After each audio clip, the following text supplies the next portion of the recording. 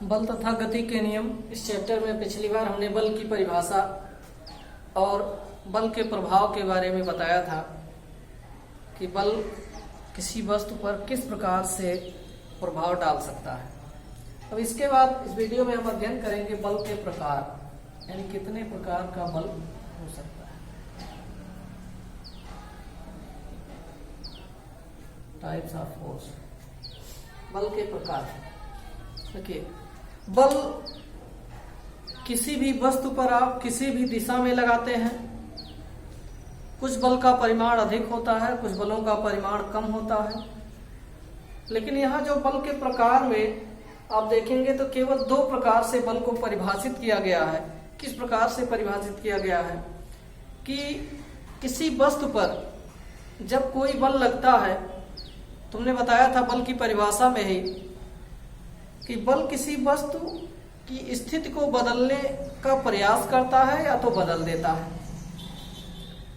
तो जब किसी वस्तु पर बल का प्रभाव ना हो पाए, यानी कि उस स्थिति को हम बदलने का प्रयास कर रहे हैं लेकिन उसकी स्थिति ना बदले, अर्थात बल का प्रभाव ना पड़े, और दूसरी जो स्थिति है कि बल का प्रभाव पड़ता है उस पर, यानी कि वस्तु की स्थिति में परिवर्तन हो जाता है। तो इसी आधार पर बल को भी दो भागों में बांटा गया है। पहला है संतुलित बल,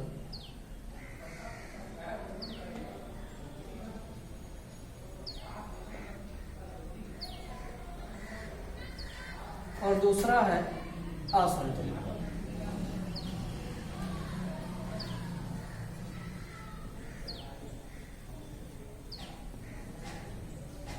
संतुलित बल और असंतुलित बल। संतुलित और असंतुलित बल से क्या मतलब है? सबसे पहले हम संतुलित बल की बात करते हैं कि संतुलित बल क्या है। देखिए, जब किसी भी वस्तु पर मान लिया एक से अधिक बल कार्य कर रहे हैं और कई बल एक साथ कार्य कर रहे हैं। मान लिया कोई रस्सी का टुकड़ा है 10 मीटर लंबा, और उस रस्सी को कुछ व्यक्ति एक तरफ से, एक सिरे से, और कुछ व्यक्ति एक सिरे से पकड़कर खींचते हैं, अपनी तरफ खींचते हैं दोनों लोग। यानी जो बल लग रहा है वो विपरीत दिशा में लग रहा है।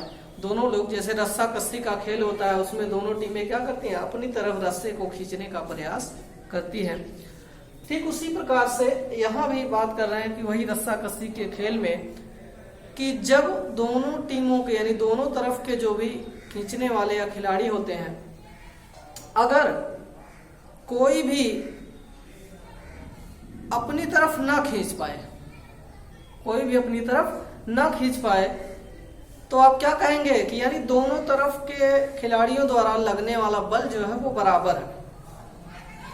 तो इस अवस्था में क्या होता है कि दोनों पक्षों में से कोई भी पक्ष अपनी तरफ रस्से को नहीं खींच पाता है, यानी कि जो प्रभाव वो डालना चाह रहे थे कि हमारी तरफ रस्सा खींच जाए, वो नहीं हो पाता है। यानी परिणाम क्या हो जाता है? शून्य हो जाता है।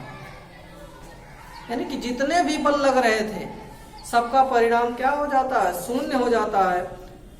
तो इसी अवस्था में ही जितने बल लगते हैं उन सभी बलों को संतुलित अवस्था में कहा जाता है। ऐसे बल संतुलित बल कहलाते हैं।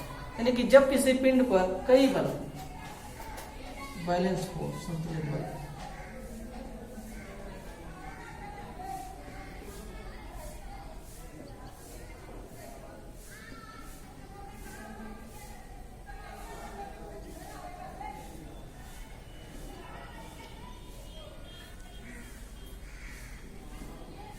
जब किसी भी पिंड पर कई बल एक साथ कार्य करें और उन सभी बलों का परिणामी बल शून्य हो जाए, यानी कि उस वस्तु की स्थिति में कोई परिवर्तन ना हो, तो ऐसे बलों को हम संतुलित बल कहते हैं। तो संतुलित बल की परिभाषा आप समझ गए होंगे, बहुत ही आसान है।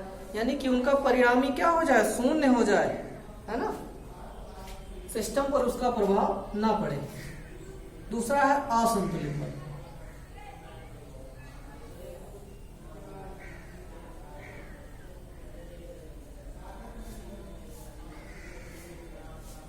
Unbalanced force.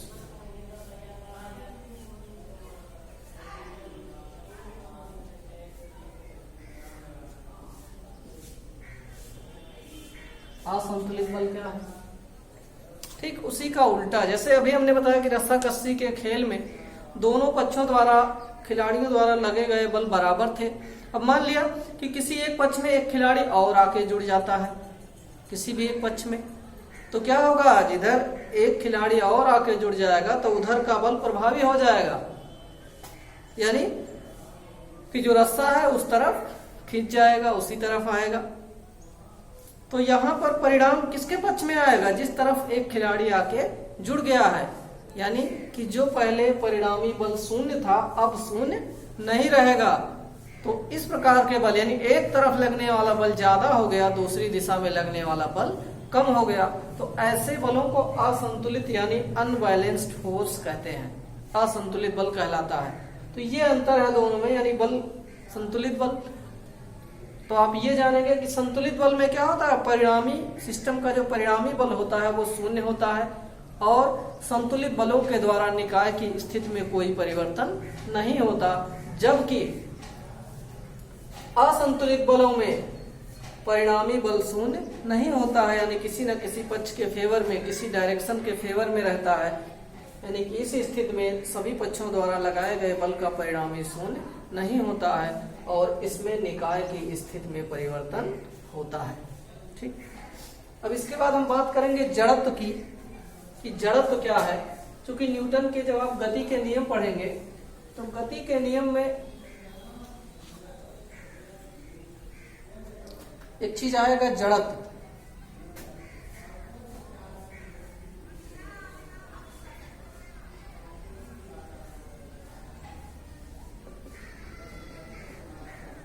पहला नियम जड़त्व का ही नियम है।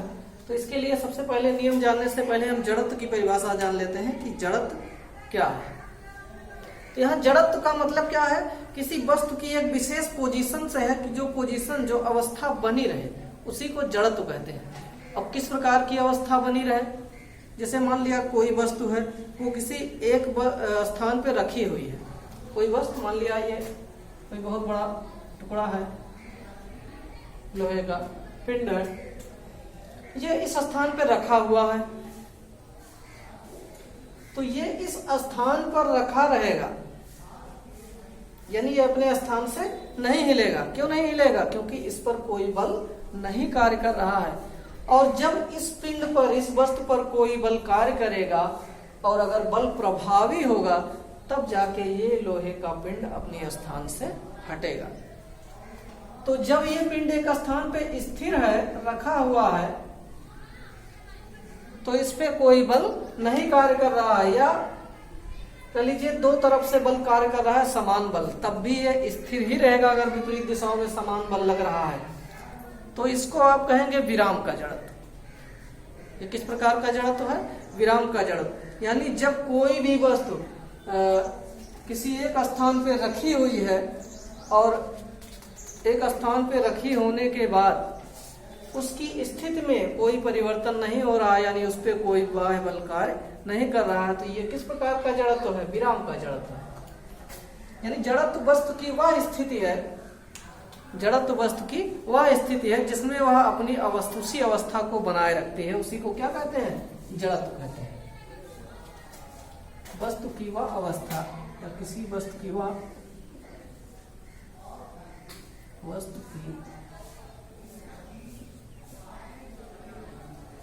स्थिति जिसमें वह अपनी अवस्था को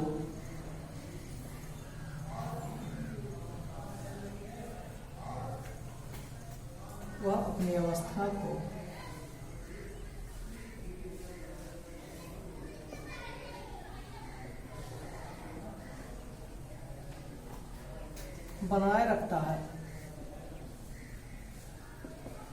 जड़त्व कहलाती है।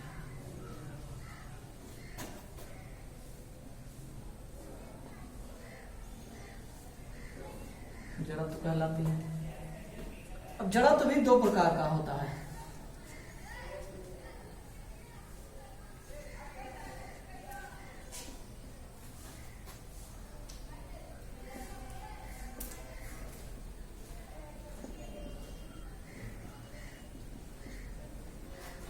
पहला है विराम का जड़त्व,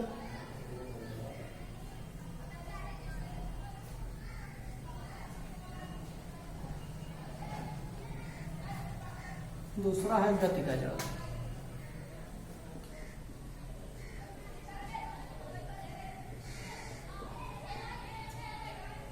गति का जड़त्व,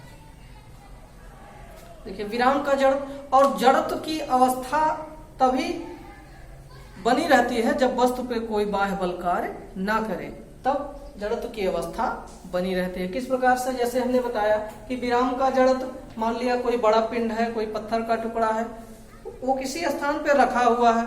अब वो टुकड़ा या वो पिंड उस स्थान पर तब तक रखा रहेगा जब तक आप कोई प्रभावी बल लगाकर उसको उसके स्थान से नहीं हटाते, है ना। यानी कि विरामावस्था में थी, वो रुकी हुई अवस्था में थी, तब तक वो उसी अवस्था में बनी रहेगी। दूसरा है गति का जड़त्व।